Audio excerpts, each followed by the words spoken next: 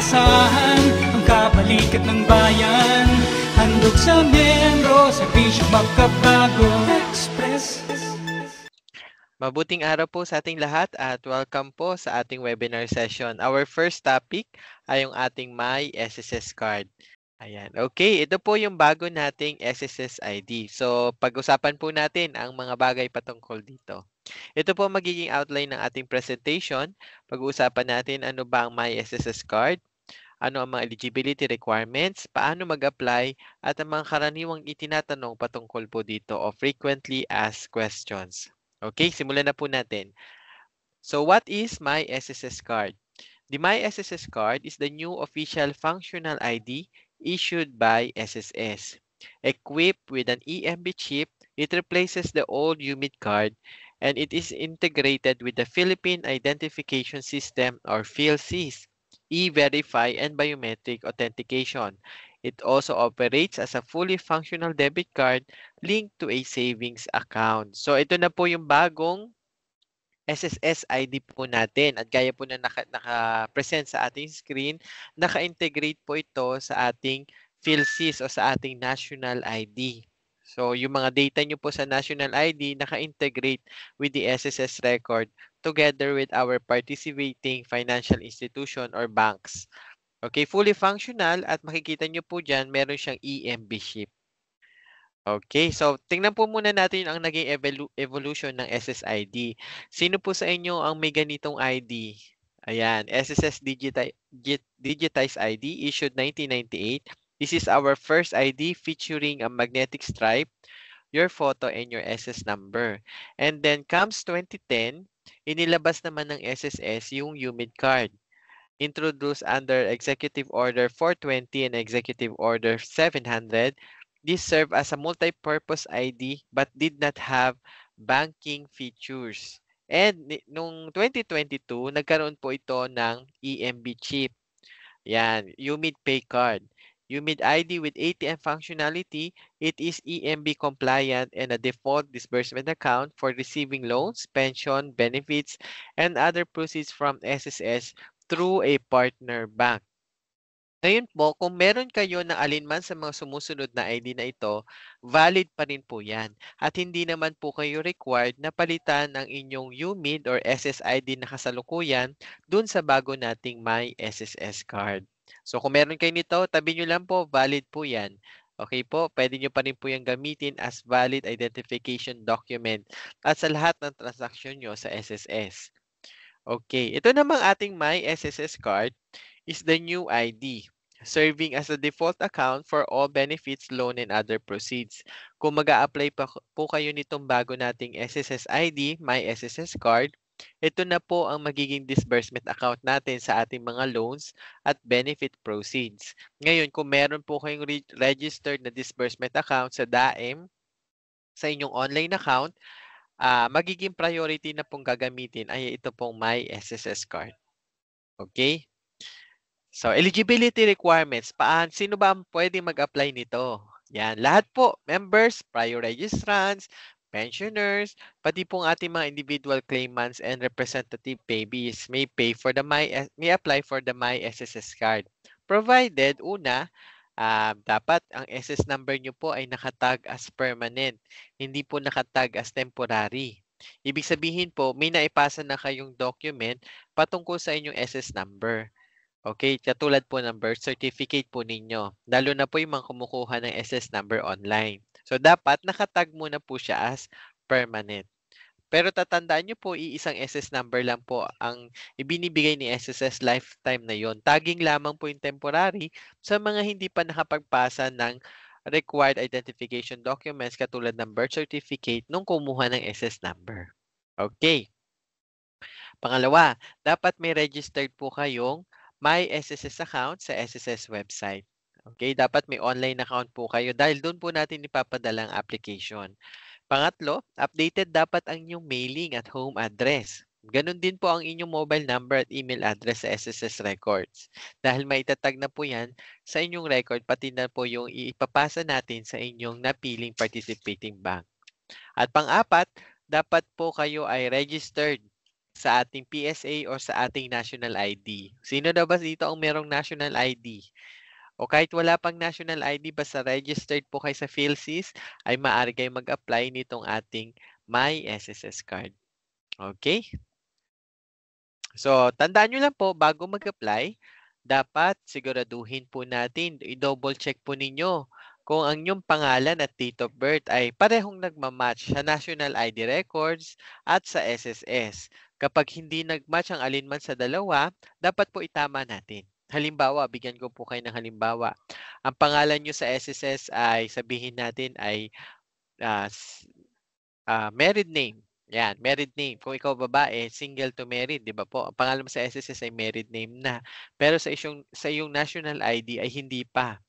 So, kailangan muna mapapalitan yung pangalan mo sa national ID para nang sa ganun, magmamatch po sila and vice versa po. Ganun din po yung ating date of birth. Make sure po na magkaparehas din sa SSS at sa ating national ID records. Okay. Sa mga members naman ng SSS na nakatira abroad na walang local address dito sa Pilipinas, maaari pa rin kayo mag-apply ng My SSS card provided yung inyong selecting partner o yung ating bangko ay ino-offer po yung ganong service. Okay. So, paano ba mag-apply ng My SSS card? Bigyan ko muna po kayo ng kabuuang overview ng proseso ng pag-a-apply ng ating My SSS card. So number 1, step 1, ang bawat aplikante po ng My SSS card ay magla-login sa SSS portal, mag-a-apply ng My SSS card at magbibigay ng consent para sa PhilSys or National ID authentication. Step 2, si SSS po ay magpa-perform ng National ID authentication sa inyong records. At pangatlo, after successful authentication, applicant will select the bank and provides data sharing consent for sharing his or her data between SSS and PFI. Magagawa po ito sa online. Magbibigay po kayo ng consent na willing po kayo na i-share po ang inyong data sa SSS sa inyong napiling bangko sa pag-a-apply ng My SSS card. At step 4, applicant proceeds to PFI Bank's online facility branch for account opening. Yan. Step 5. Ang bangko po natin ay mag-i-issue na account number at isi-send po yung details sa SSS para ma-produce po yung My SSS card. Step 6. SSS system automatically enroll the account as the default disbursement account para sa lahat po ng inyong SSS proceeds. So kapag kayo po yung mag-a-apply na ng loan sa SSS, ganun din po yung mga benepisyo natin, automatically yan ang gagamitin ni SSS sa pagpapadala ng inyong maaaring makuhang benepisyo or loan. At step 7, huling step na po ito, i-release o i-deliver po sa inyo ang inyong My SSS card. Depende po sa polisiya ng inyong napiling bangko. Okay, so tingnan po natin yung actual application ng My SSS card sa ating online account. So tingnan nyo po, ito po yung mga step-by-step procedures. Okay, mag-login ka muna sa iyong My SSS account sa SSS website, www.sss.gov.ph. Siyempre, hingan po tayo dito ng one-time PIN or kung meron po kayong TOTP na ginagamit, login lang po natin ang ating online account. Okay, user ID and password. Okay, kapag nakapag-login ka na, punta ka lang dyan sa services menu. Yan. At lalabas sa pinakababa po ng portion na yan, yung My SSS card. Ayan. Okay, next step. So, ito na po yung makikita nyo sa screen. Meron po tayo makikita dyan na 1, 2, 3, 4, 5. 5 steps sa application. Sa step 1, ipapareview po sa inyo ang inyong contact information na registered sa SSS. Kung kinakailangan i-update ang inyong mailing address, mobile number o email, may makikita po kayo dito na update na icon na pwede nyong gamitin para mapalitan po yung mailing address, mobile number at email address. So, balit kung ang papalitan po ay home address, kakailanganin nyo po magpunta sa SSS at magpasa ng SSS Form E4 para ma-update po ang ating home address. Okay? And then, proceed lang po natin kung tama naman lahat ng detalye na nakikita nyo sa inyong screen. Step number 2. Doon na po tayo sa data sharing consent for national ID, e-verify authentication, and use of photo. So basahin lang po natin yung data sharing consent for national ID, e-verify authentication, at yung paggamit po ng ating larawan dito po sa ating application. Okay? So pindutin nyo lang po yan at lalabas po yan sa inyong browser, sa dialog box, lalabas po. I-allow nyo lang po yung paggamit ng camera para magpatuloy. And then, kukuha po kayo ng live selfie by clicking the start liveness. Okay lang po kung meron kayong hijab. Ayan, sa mga Muslim brothers and sisters po natin. Ayan, so pwede nyo po yan gamitin dito para po magkaroon po tayo ng liveness check. Ayan, take a live selfie. So, hold still, katulad po niyan, lalabas ito sa inyong screen. At kapag okay na, magme-message po ng ganito, liveness complete. At kailangan po may matanggap po kayong ganitong message sa inyong screen. Ayan, success message na yung liveness verification ay tagumpay o successful. Okay. So, proceed lang po natin. Kapag tapos na po tayo makapag-selfie, doon na po tayo sa step number 3. Pipili po kayo ng PFI o partner bank na magre-release ng inyong My SSS card. So, balit sa kasalukuyan po, ang available pa lamang po dito ay ang RCBC Discardtech. So, isang option pa lang po and soon madadagdagan po yan. Yan. Papakita po sa inyo yung sample ng inyong My SSS card. At ganun din po yung back portion ng inyong My SSS card. Tingnan nyo po, mapapansin nyo, parang ATM talaga siya. Oo, ATM talaga naman ito. Nandyan po yung ating EMB chip. At sa likod po, nandun yung ating account number, yung validity date, yung CVV na tinatawag, at nandyan din po yung ating specimen signature. Okay. So, confirm lang po natin dyan sa baba. At makikita nyo po yung confirmation message sa screen. Once your My SSS card account with RCBC is successfully opened, it will be automatically designated as your disbursement account. All future payments you are entitled to, such as loan proceeds, benefit payments, including any current pension and refunds, will be directed, credited, or transferred to this account. If you wish to transfer to a different bank, PFI, you must first terminate your My SSS card account with RCBC before enrolling a new bank or PFI or selecting an already enrolled account in DAEM. So, binasa ko lang po yung mensahe na nakasulat dito sa confirmation message. Okay, kung okay na po sa inyo to, pindutin lang po natin ang proceed. Okay.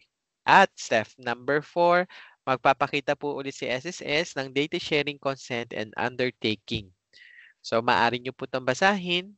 Kailangan mag-provide po tayo ng consent para sa sharing ng ating data dun sa ating napiling bangko. Okay, doon sa may baba po, may 3 po diyang checkbox. Pindutin lang po natin ito. Yan. At confirm and submit. So, dapat ganito po yung makikita na inyong application sa online. Yung 3 box po ay may check na. At kapag na-confirm and submit na po natin yan, ito po, meron na po kayong resibo ng inyong application. Ipapakita po ang inyong transaction number at meron po ditong link para sa pag-open ng inyong account sa RCBC. Or kung wala pa, pwede po natin gamitin yung ating mobile app ng RCBC. So meron din 2 reminders na ipapakita dito. You need to complete and pass the account opening procedures ng inyong napiling PFI or participating bank para matapos po yung ating My SSS card application. Maaari nyo rin basahin po yung procedure sa pag-open ng RCBC dyan sa link na ipinrovide sa mismong transaction details na makikita nyo rito. Okay, at sa mga ibang katanungan, kita nyo po, meron pong nakaprovide naman dyan na email address ng SSS at ang aming SSS hotline number. Pindutin lang po yung done. Okay? Ngayon, kapag nakapag-apply na po tayo sa SSS website ng ating My SSS card, ang susunod po nating step ay mag-open na po tayo ng Discardtech app. Ang Discardtech po ay application ng RCBC para sa pag-open ng inyong account. So, paano ba ito? So, una sa lahat, kailangan muna nating i-download at i-install ang Discardtech app na available sa Google Play or Apple App Store sa mga app stores po natin. Click nyo lang po yung message dyan, yung button na gumawa ng Discardtech account, then gamitin ng SSS reference number. So, pindutin nyo lang po yan, yung may gumawa ng discarded account. And then, yung pinakababa po ang pipiliin po ninyo. Gamitin ng SSS reference number. Okay. Saan po makikita yung reference number? Doon po sa transaction receipt na natanggap nyo po nung natapos yung inyong My SSS card application sa SSS website account. Okay. So, ikaw ba ay isang Pilipino? Piliin nyo lang po dito. At ilagay po ang inyong mobile number. Amin pong binibigyan payo ang lahat na kung ano po ang mobile number na nakarehistro sa SSS, yun din dapat ang ilagay po natin dito. Maghanda rin po kayo ng ID para i-scan at i-upload dito sa inyong application. Ayan, i-verify lang po ang mobile number at lalabas po, maipapadala po sa inyo na OTP or one-time PIN sa inyong cellphone number na inilagay dito. I-type lang po yung 6-digit OTP. Ayan. At pagkatapos nun, tayo po ay magpapakita ng mukha para sa selfie natin at yung ating kopya ng valid ID. Yan na. And then, dadaan na po tayo sa account verification procedures. Ilalagay nyo na po ang inyong personal details, home address, kung kayo ba ay politically exposed persons or PEP, employment details, additional details ng inyong account, at ang 4-digit passcode. So, sundan nyo lang po ito, yung mga personal details po ninyo sa pag-o-open ng account. Okay. And then, pipiliin nyo na po yung branch kung saan po ninyo ipipick up yung inyong My SSS card. Tama po, sa kasalukuyan po ang My SSS card ay ipipick up po natin or kukunin natin sa, sa RCBC branch na napili natin dito sa application. So, pindutin nyo lang po yung avail na this. Okay, at piliin yung lugar kung saan mapipick up ang inyong My SSS card. Okay. Maintain at least 200 pesos sa inyong account to pay the card fee. You may deposit funds or transfer money online from any bank or e-wallet. Kung may laman naman po itong inyong Discardtech app, automatically ibabawas na po ito sa inyong Discardtech app. Ayan. And then, lalagay po yung OTP. At ayan po, makakapagbayad na po tayo dito ng 200 para sa card fee. Okay. Paano naman po ang status ng application? Makikita nyo rin dito sa Discardtech app kung ano na po ang status ng inyong My SSS card. So, katulad po nito, nakikita sa screen ng kanyang mobile app, preparing na ang inyong card. Kung sakali man na available na ito, lalabas po yung ganyang message sa inyong screen na ready na for pick up ang inyong card sa RCBC branch na inyong napili. Yan.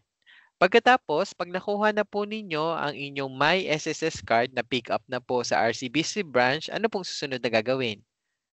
Ang susunod po natin gagawin ay i-activate na po ito. Parang regular ATM po kasi siya. So, i-activate nyo na po yung inyong My SSS card at maglalagay na po kayo ng PIN. PIN, okay. Okay. Yan, sabi po dito sa 5-step na pag-activate ng card, pumunta sa RCBC, ilagay po ang default PIN na ibinigay po sa inyo ng RCBC at piliin ang PIN change para mapalitan na po yung inyong PIN na ilalagay dun sa ating My SSS card. Ilagay po ang bagong 6-digit PIN at i-confirm. Once na nagawa nyo na po to, congratulations, yung My SSS card po ninyo ay activated na as ATM card. Okay, sa mga makakatanggap naman ng rejected applications, katulad po nito, rejected po ito dahil ang kanyang registered mailing at home address ay hindi updated or wala po kayong nakarehistrong home address sa SSS. Kapag ganito po kayong matatanggap, kailangan nyo po magpasa ng SSS Form E4 or Member Data Change Request Form at ipapasa po sa malapit na SSS. Ganon din po sa mga may kaso katulad ng magkaiba ang pangalan sa SSS kumpara sa inyong national ID or magkaiba ang birthday. Sa mga ganyang kaso po, maaari kayong magpapalit ng updating, maaaring sa SSS kung mali ang sa SSS or sa PhilSys kung mali po ang nasa national ID records. Okay? Okay, magpunta na po tayo sa mga frequently asked questions o mga karaniwang tinatanong tungkol sa ating My SSS card. So the first question is, how do I apply for the My SSS card? So kagaya po ng ipinresent ko sa inyo, dalawa po ang ating step process.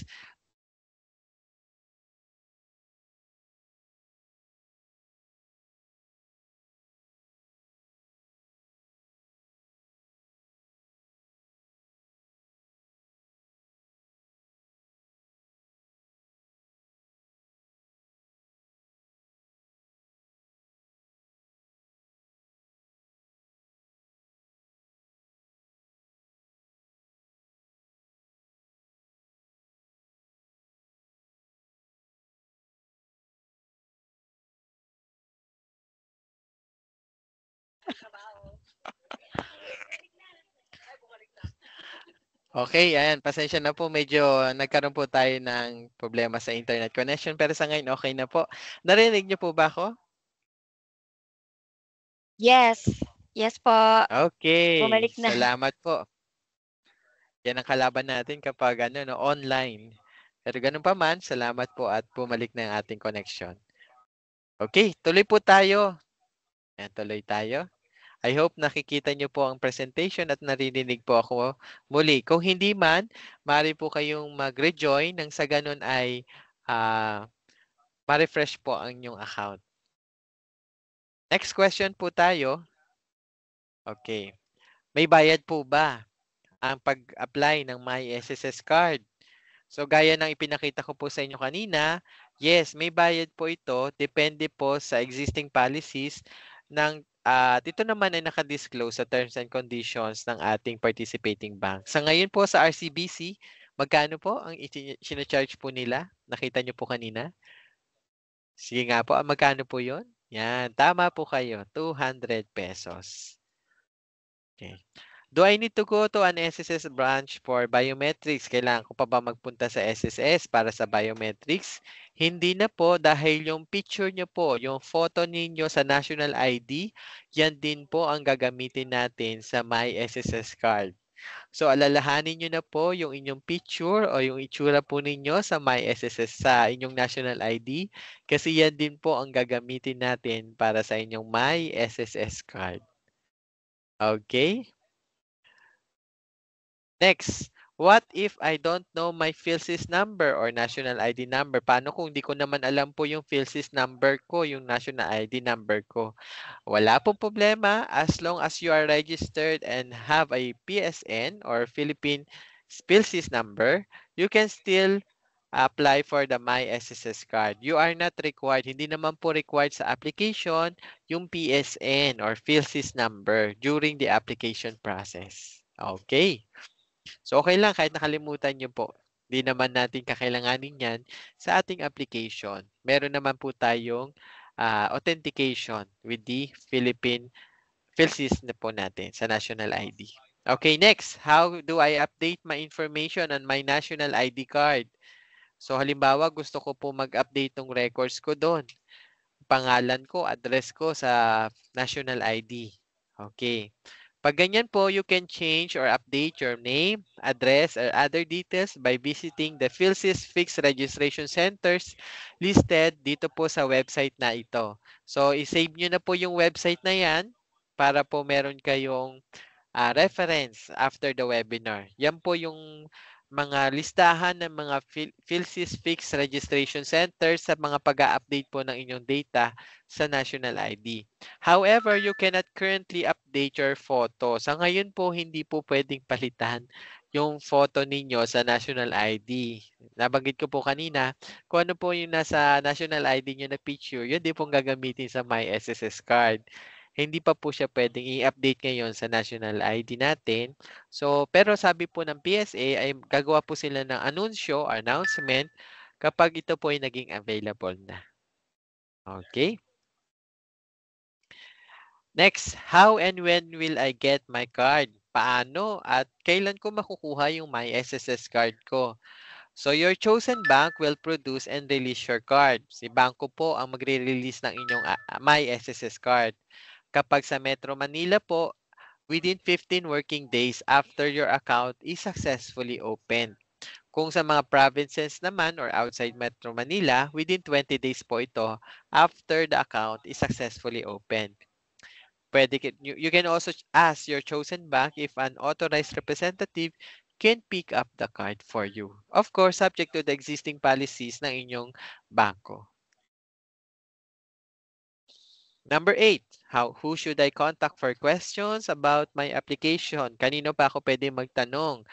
So, for questions about your My SSS Card status application, maaari nyo pong kontakin direkta ang inyong bangko. Or pwede rin naman po, you will also get email and My SSS inbox notification with updates. At katulad po nung sa Discardtech app kanina na pinakita natin, may status po doon ng My SSS card kung ano na po yung status, kung ito po ay processing na or ready for pick up. Okay. At number 9, which banks are partnered with My SSS card? Sa ngayon po, RCBC is the first partner ng SSS para i-roll out ang My SSS card. Coming soon po ang Asia United Bank, AUB, China Bank, at Union Bank of the Philippines. Susunod na po sila. Okay. Number 10, can I apply if I don't want to use a partner bank? Pwede ba akong mag-apply pero wala akong gustong gamitin na bangko? Hindi po. Ayan. Dahil lang My SSS card ay ini-issue po through our SSS partner banks. Okay? Can the My SSS card be used as a valid ID? Pwede bang gamitin bilang valid ID ang My SSS card? Yes, maaari nyo pong gamitin ang My SSS card bilang valid ID. Lalo na po sa mga SSS transaction dahil nandiyan po yung SS number ninyo sa harapan po nung My SSS card. Kasama po yun yung picture at pangalan. However, other government agencies and private institutions are not mandated to accept it as an official ID. Acceptance will depend on their respective policies as the national ID o yung PhilSys po natin now serve as the primary official identification nating mga Pilipino. Okay, per SSS transaction, valid po yan. Kahit yung pong lumang ID pa ang pakita nyo sa SSS, yung blue o yung UMID o yung UMID Pay Card or yung My SSS card na bago, pwede pong gamitin yan for SSS transaction. Pero itong My SSS card po ay nakadepende po sa private institutions or ibang government agencies kung i-accept po nila to bilang valid ID. Dahil meron po tayong isang primary ID na ginagamit ngayon, yan po yung ating national ID. Okay? Ayan. Ito rin po yung tanong kanina, are my old SSS cards still valid? Yung mga dati ko pong ID, valid pa rin po ba yun? Yes po, lahat po ng issued na dati ni SSS na ID ay valid pa rin po. Pwede pa rin kayo mag-apply ng My SSS card to replace a lost or damaged card or update yung inyong information sa amin. Okay? Pwede ba ako mag-apply ng maraming My SSS card? Kasi nabanggit nyo sir kanina, meron pang ibang mga bangko na susunod. Pwede bang meron akong account sa iba't ibang bangko? Yan. Iba't ibang ID sa iba't ibang bangko. So, ang sagot po ay hindi. Isa lang po. You can only apply for one My SSS card with one bank at a time. Okay? Do I have to apply for my SSS card if I have a UMID Pay card with Union Bank? Meron na po ako nung UMID card, yung nauna dating na-release ni SSS. Yung merong EMB chip na UMID Pay card. Pwede pa, kailangan ko pa rin ba mag-apply nitong My SSS card? Ang sagot po ay hindi na po kinakailangan, not necessarily. Optional po ito, kumbaga. You are not required to apply for My SSS card para i-replace yung ating existing UMID Pay card with Union Bank. Your Union Bank account will continue to serve as your disbursement account. However, you may apply for a My SSS card to replace a lost or damaged SSS UMID Pay card, update your information, or upgrade to My SSS card with Union Bank or switch to a new bank. Okay? Last two questions po sa ating mga frequently asked questions.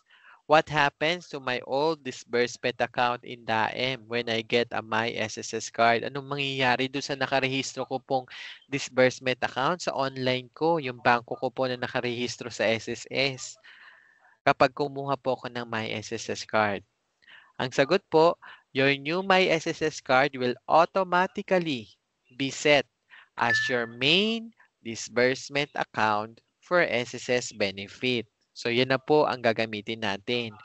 Any other disbursement accounts you previously enrolled in DAEM will remain in the system but will no longer be used for receiving benefits. If your My SSS account is validly terminated, you may either choose from the previously enrolled accounts or enroll a new account at iset po natin ito bilang disbursement account sa ating tatanggaping loan or benepisyo. Okay? And our last question for our frequently asked questions, how can I switch to a different bank? Halimbawa, meron na po ako ngayong RCBC Discardtech app, meron na rin po akong My SSS card. Gusto ko po magpalit ng banko in the future. Ibang banko naman. So, paano po yun? Okay. You must first close your existing My SSS card account with the bank. The bank will then notify SSS to deactivate the card and in its records. Once the activation is complete, you will receive a notification in your My SSS inbox that you may apply for a new My SSS card with a different partner bank. This procedure also applies to SSS UMIT Pay card holders. So, kailangan makancel muna o ma-deactivate yung existing kung mag-a-apply po kayo ng My SSS card sa ibang bangko. No, pero sa ngayon po, ang available pa nga lang po sa ngayon ay RCBC. Okay? Now, before tayo mag-end po ng aking presentation, meron lang po akong paalala kapag tayo mag-a-apply at natanggap na natin yung ating My SSS card. Una po, do not leave your My SSS card as a valid ID in visiting various establishments, especially kung naghihingi po ng visitor's pass or visitor's ID, yung pupuntahan po nating lugar o establishmento, huwag nyo pong siyang gagamitin as valid ID. Bakit po? Kasi po yung My SSS card po ninyo ay ATM. Nandiyan po yung pangalan nyo at yung account number ninyo, yung inyong account details. So, wag na wag nyo po yan gagamitin as parang ID para makakuha ng visitor's ID. Para maprotektahan lang din po natin yung details ng ating account. And also, paalala din po, wag natin i-photocopy yung backside o yung likod na portion ng My SSS card. Kasi nandun po yung ating account details. Nandun po yung CVV, nandun yung specimen signature mo, nandun yung account number mo, para maiwasan lang din natin yung fraudulent or unauthorized transactions. Okay po? So that actually ends my presentation, pero hindi pa tayo tapos dahil pag-uusapan po natin yung mga questions ninyo dito sa ating My SSS card. Ibalik ko muna po sa ating mga gandang facilitators na si Miss Janina at si Miss Abby. Maraming salamat po. Maraming salamat, Sir Jeric, sa very detailed na discussion regarding the My SSS card. So, syempre mga participants, bigyan naman natin ng virtual claps si Sir Jeric. Okay, so syempre, pinapaalalahanan din namin yung ating mga members na binuksan po ni SSS ang calamity loan para sa mga members natin na naapektuhan yung dumaan na typhoon, cyclone na si Mirasol, Nando, and Opong. Kasama na rin po dito yung sa ating 6.9 magnitude earthquake na naranasan ng mga members natin na nakatira sa Bogo City, Cebu. And kasama din dito yung ating members na nakadanas ng 6.8 earthquakes sa Manay, Davao Oriental. Okay? So you can apply for the calamity loan using your my.sss account. And of course, yung mga calamity loan natin, no, pinabalik bumababa na rin yung interest rate. So, naging 7% na po ito. So, para malaman natin no, kung kasama tayo dun sa mga lugar na under the state of calamity, you can just check the list doon sa ating official social media accounts or sa ating official SSS website.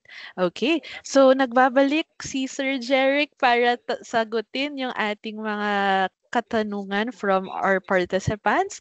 So, Sir Jeric, are you ready?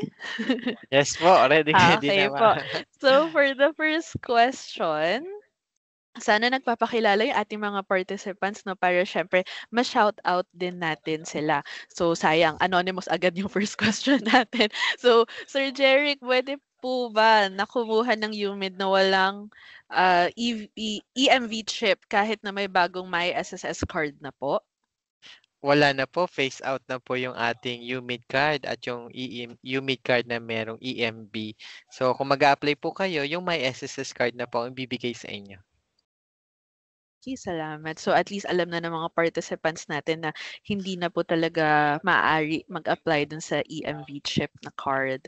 Okay, so next question naman from Miss Angeli. If my old SSS card na, then meron na ring approved disbursement account and then kukuha ako ng my SSS card, automatic po ba na magiging disbursement account ko na yung my SSS card?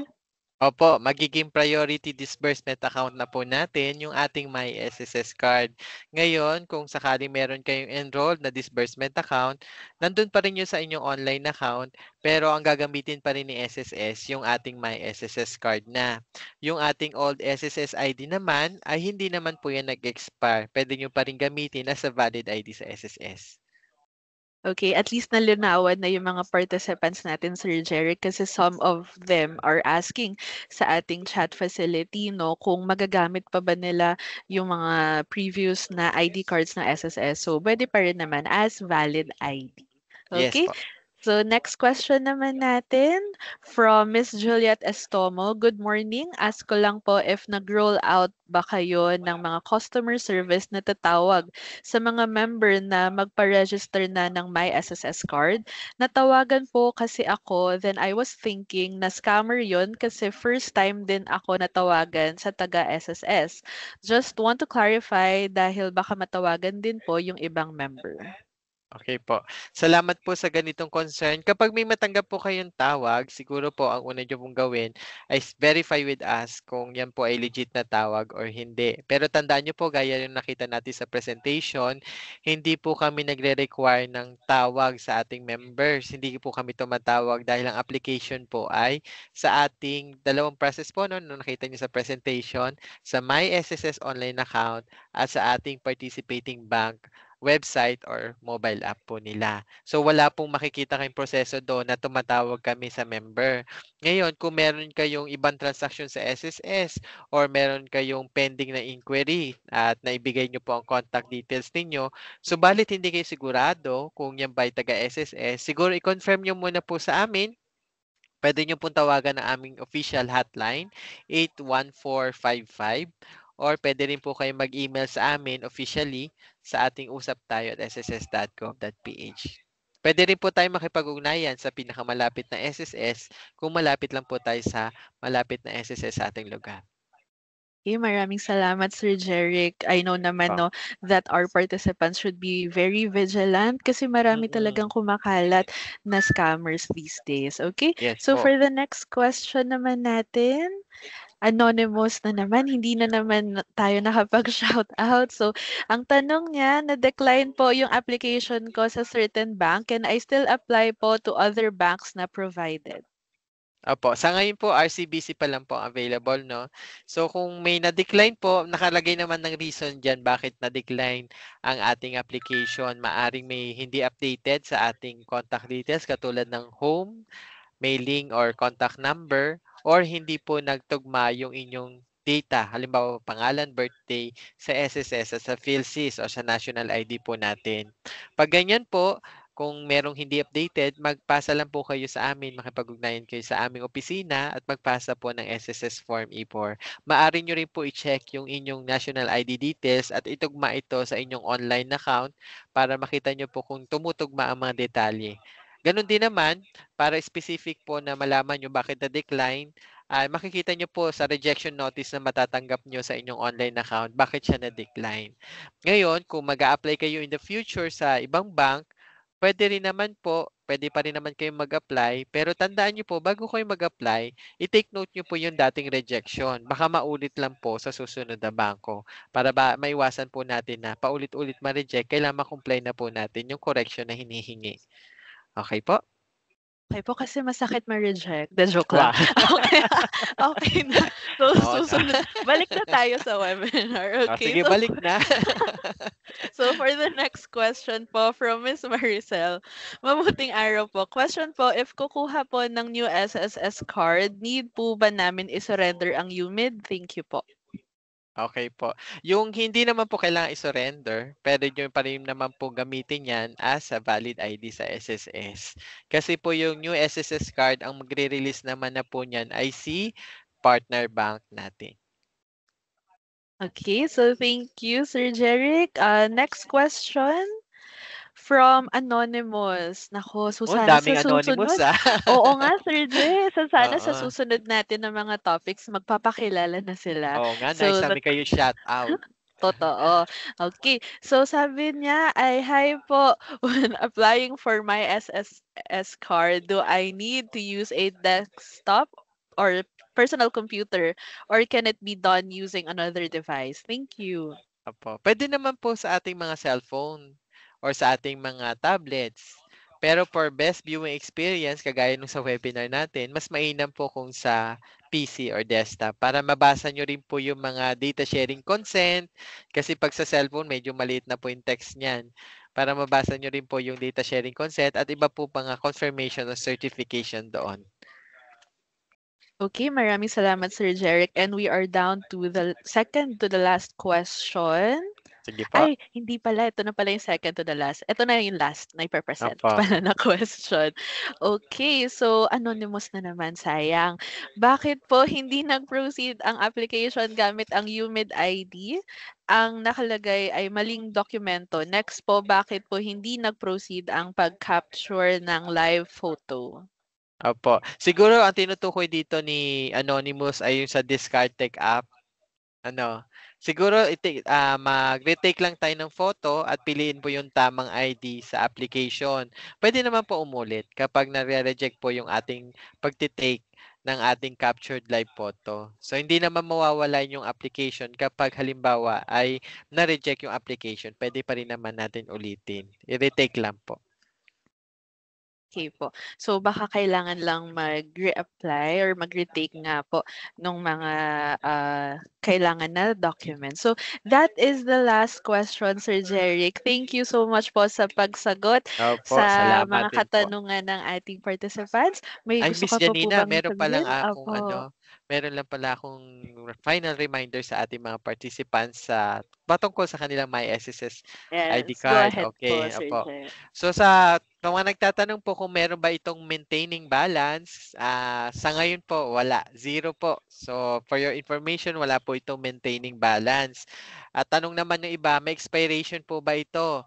As a valid ID po, wala po siyang expiration. Pero as an ATM, per bank policy na po tayo. Depende po sa policy na ng bank. Pero as an valid ID, hindi po siya nag-expire. Okay po, so subukan nyo na po mag-apply kung gusto nyo na po mag-apply through RCBC or hintayin po yung ibang partner banks natin.